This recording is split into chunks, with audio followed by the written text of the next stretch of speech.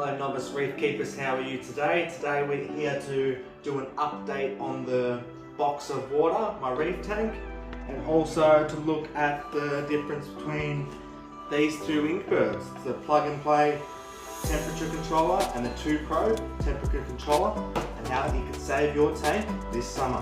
So let's start off by having a look at the difference between these two. So just by the look of the box, you've got the two temperature probe and the plug and play smart controller. So let's just open them up to see what's inside. I have not opened these up yet. Have a look.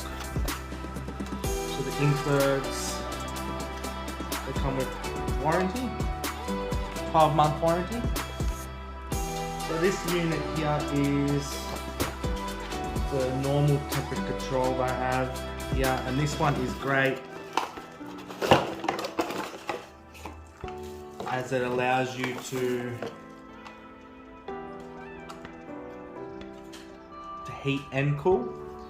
So the great thing about this is you plug your heater in here, but also you can plug a fan or a chiller that will keep your tank cool and from overheating this summer, but also keeping it nice and warm in winter, and as well as alerts and all that.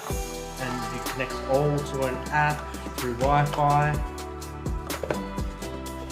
And compared to the other basic unit, which is the 2-probe unit, which is the unit I use on my tank, which I'll show you guys in a minute. So this one is basic, but I'll show you some good features about this that I've learned over time is definitely the 2 probes. So you've got 2 probes, so you put one in your sump and one in your display tank. This allows you to get a reading at the top of your tank as well as a sump, making sure that both areas meets the right temperature. So the problem with normal heaters is with the thermostat that sits inside the heating element is it will heat the water around the heater and take a temperature reading around the heater. So it heats the water around the heater to 24 and then turns off, when in reality maybe in the corner of your tank or like in the corner of your tank or sump or something like that will be a totally different temperature. So this temperature controller allows the 2 probes to work together to get an average reading between them, and then it lodges that in the app, which I'll show you, and you can look back at your temperature to see if any swings or anything has happened. It's Wi-Fi controllable, so you get alerts at home and you can turn it on and off.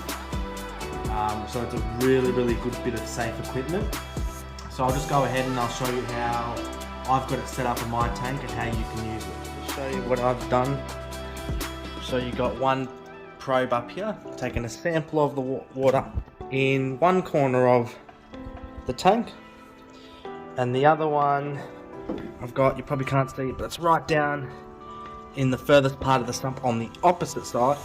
So therefore you're getting the reading at 2 of the most furthest points, and that gives me an average reading in the tank of 25.8, and I've got the heating set to 25, and therefore at the moment it is not heating. I think it normally says work when it's heating, and I've only got one heater plugged into that. Now the cool thing we were talking about before for this Inkbird is it has the cooling feature as well. So I might go ahead and replace this one for the new Inkbird I've got, and that will allow me to as well as put a fan on the tank right here, maybe either end or something like that, and it will turn those fans on when it gets above 27, and then the heating when it drops below 25, and that will keep my tank absolutely perfect. So it will save me from having any dramas. And if it does for some reason go even higher and the fans come on and doesn't cool it, the unit will beep you definitely hear it. It's enough to wake you up. It will beep and also send you push alarms on your phone, telling you that your tank is too hot or your tank is too cold, and that will allow you to adjust accordingly or act accordingly. So I'll go ahead and I'll show you the app now. Alright guys, so this is the app just here. As you can see, there is my tank. It is online and it is 25.8. I can in here see the weather, broken clouds, outdoor temp, the sunrise, sunset, all of that, and I can go ahead and obviously see if there's anything wrong by clicking here. So here is where you set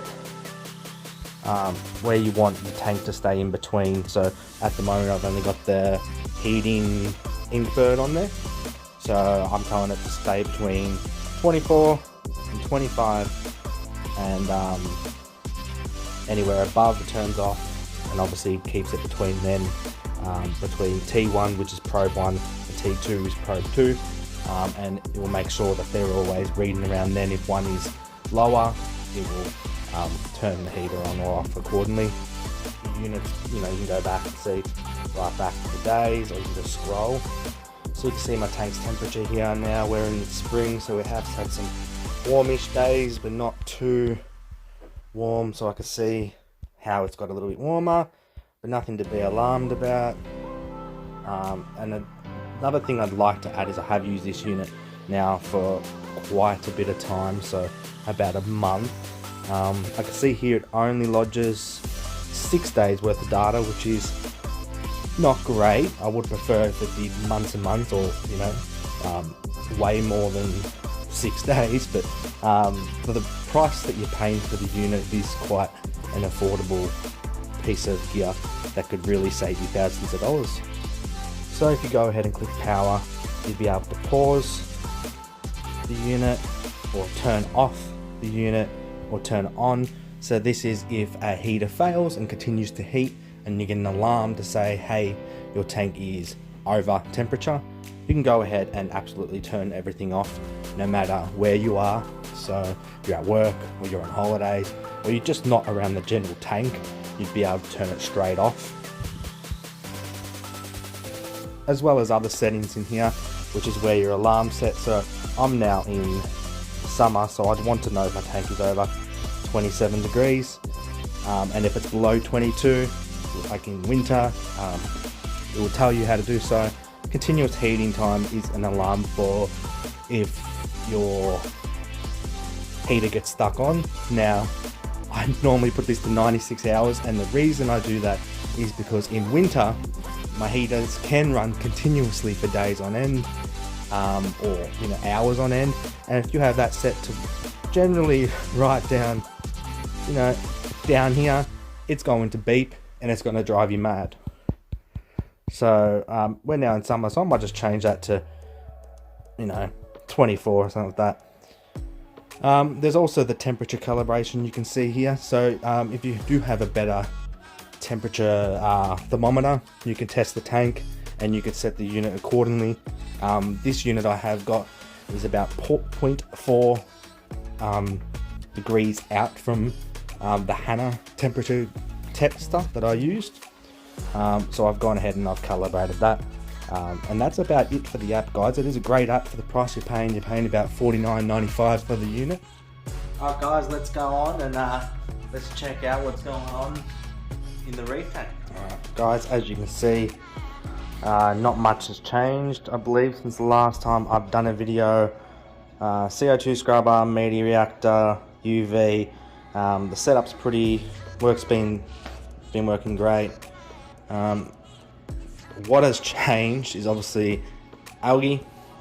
The tank is still maturing. It's about the 5-month mark now. I've only put in some livestock, including my gonny garden from the last tank. This gonny, interestingly, was one piece that I fragged and on-sold the frags, and obviously then this colony came from that. So now I've got 2 decent nice bits. Probably one of my favourite, a purpley colour. I have got my lights on pretty white. I've run the risk of one of forest fires here that I got off Sam off Deer Park, which is absolutely stunning. Generally I got a rip from the last tank back there, and some bounce mushrooms from the last tank, and all these gonnies are overgrowing, like this pink and these reds, and this Inferno gonny here I actually grew from 1 or 2 polyps, and you can see how big that is, and this green glitter was a small frag, and that was a small frag, so they're all growing really well. I've added sailfin, a blue tang, a white freckle, a clown tang, a convict tang. One of my favourite fish there is the powder blue. I've also gone my flame angel from the last tank. I do have a hawkfish. I think I've shown you guys that. But the latest addition is these beautiful lightning maroon clownfish that I got from Coastal Clownfish. Unfortunately, they have not got along with each other to start with. As you can see, this one has a little bit of damage from its friend, so hopefully that settles down. My hope was that they'd find this anemone just here and be protected from the tangs, but that hasn't really seemed to have happened just yet. I normally do not have this tank this white. I've turned that on just for the videos, but the lights are absolutely performing very well. They're running on about only 30% generally. Guys, I've got some tester SBS in here just to test the waters. Generally feed mysis, and I feed some nuri. I've also got some bangais and some chromis and stuff in there.